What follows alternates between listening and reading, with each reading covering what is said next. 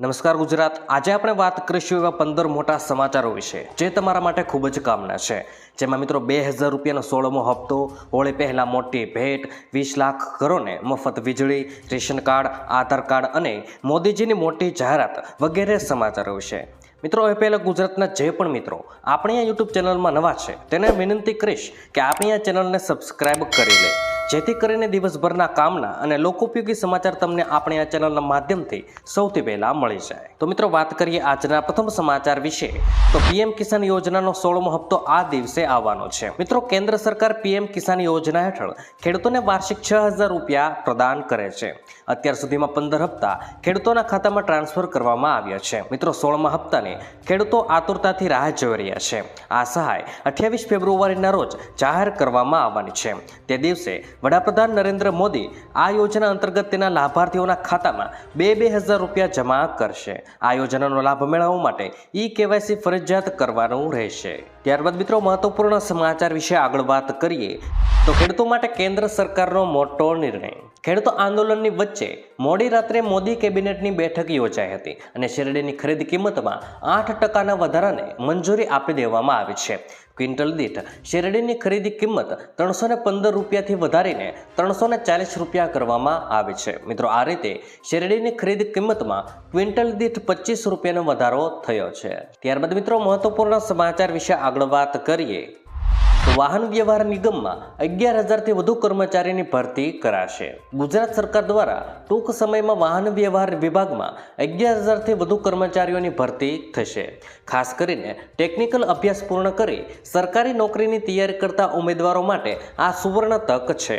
વાહન વ્યવહારની મંત્રી હર્ષ સંઘવીએ વિધાનસભામાં જણાવ્યું હતું કે વર્ષ 2024ના અંત સુધીમાં ગુજરાત સરકારના વાહન વ્યવહાર વિભાગ નિગમમાં ડ્રાઈવર, કંડક્ટર, મિકેનિક સહિતના કર્મચારીઓ સહિત 11000 કરતાં વધુ કર્મચારીઓની ભરતી કરાશે। ત્યારબાદ મિત્રો મહત્વપૂર્ણ સમાચાર વિશે આગળ વાત કરીએ, તો પેટીએમના ફાસ્ટેગ યુઝર્સ માટે સારા સમાચાર। હવે મિત્રો 15 માર્ચ સુધી પેટીએમ ફાસ્ટેગનો એકાઉન્ટનો ઉપયોગ કરી શકાશે। અગાઉ ફાસ્ટેગ અને પેટીએમ બેન્કિંગ સેવાઓ પર પ્રતિબંધની સમય મર્યાદા 29 ફેબ્રુઆરી હતી। મિત્રો 15 માર્ચ પછી પેટીએમ ફાસ્ટેગ કામ કરશે નહીં, તેથી એકાઉન્ટ નિષ્ક્રિય કરવું અનિવાર્ય થવાનું છે। એકાઉન્ટને નિષ્ક્રિય કરવા માટે સૌપ્રથમ તમારા ફાસ્ટેગ પેટીએમ પોર્ટ પર ટેપ કરો, ત્યારબાદ ઓળખપત્ર દાખલ કરીને લોગિન કરવાનું રહેશે।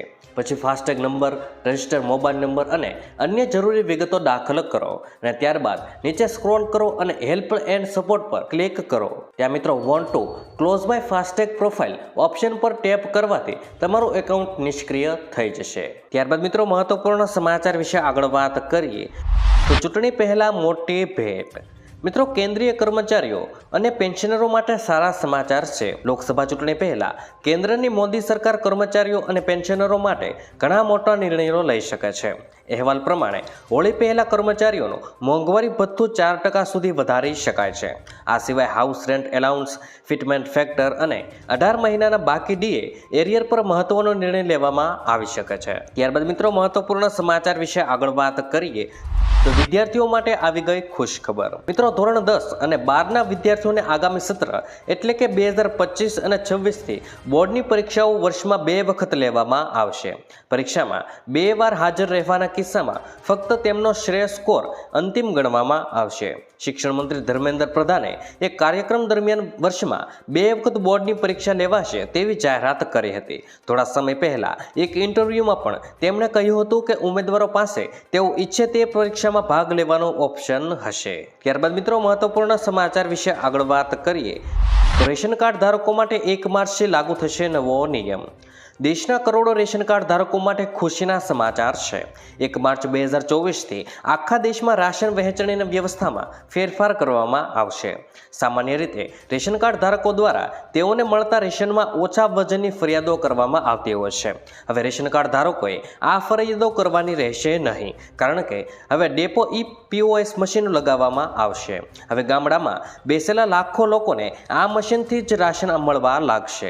આ સાથે ડેપો રેશન ગ્રાહકોને કેટલું ઓછું રાશન આપી રહ્યા છે તેની પણ માહિતી મળશે। ત્યારબાદ મિત્રો મહત્વપૂર્ણ સમાચાર વિશે આગળ વાત કરીએ, તો મોદીજીની મોટી જાહેરાત, 20 લાખ ઘરોને થશે મોટો ફાયદો।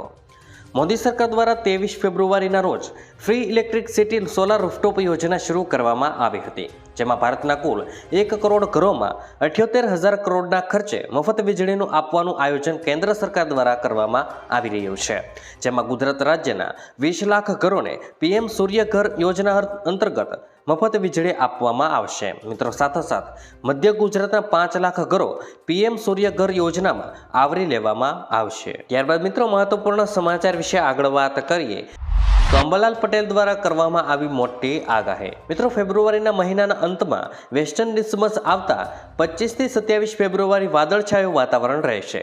માર્ચ મહિનાની શરૂઆતમાં એક વેસ્ટર્ન ડિસ્ટર્બન્સ આવશે અને એક પછી એક વેસ્ટર્ન ડિસ્ટર્બન્સ આવતા રાજ્યના ભાગોમાં વાદળછાયું વાતાવરણ રહેશે. કેટલાક ભાગોમાં છાંટા પડવાની પણ શક્યતા અંબાલાલ પટેલ દ્વારા વ્યક્ત કરવામાં આવી છે. તો મિત્રો, આજના દરેક સમાચાર અહીં કામના પૂર્ણ થાય છે.